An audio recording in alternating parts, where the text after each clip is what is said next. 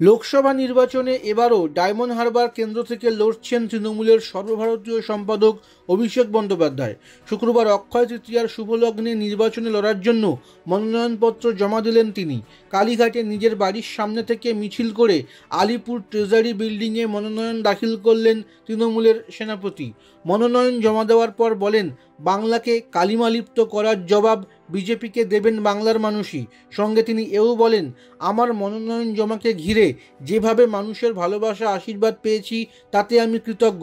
10 বছর আমাকে এই কেন্দ্রে কাজ করার সুযোগ দিয়েছেন আপনারা। রীতি মেনেই আমি আমার মনোনয়ন দাখিল করলাম।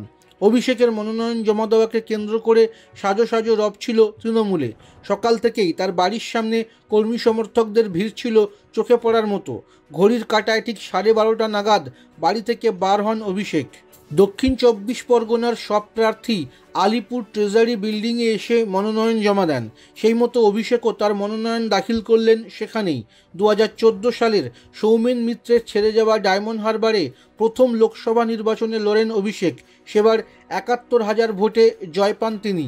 2019 সালেও তৃণমূলের সর্বভারতীয় সাধারণ সম্পাদক এই আসনেই লড়ে জয় পান। 2019 সালে জয় ছিল আগের বারের থেকেও 3 গুণ বেশি।